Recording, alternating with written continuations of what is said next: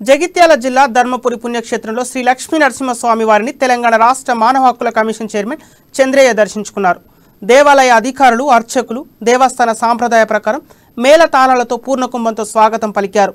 స్వామివారిని దర్శించుకొని ఆయన ప్రత్యేక పూజలు చేశారు. అనంతరం అర్చకులు చంద్రయ్యకు ఆశీర్వచనం అందజేశారు. తదుపరి దేవస్థానం రెనోవేషన్ కమిటీ సభ్యులు ఇందారపు రామయ్య, కార్యనిర్వహణాధికారి సంకటాల శ్రీనివాస్ శేషవస్త్రం ప్రసాదమిచ్చి చంద్రయ్యను సన్మానించారు.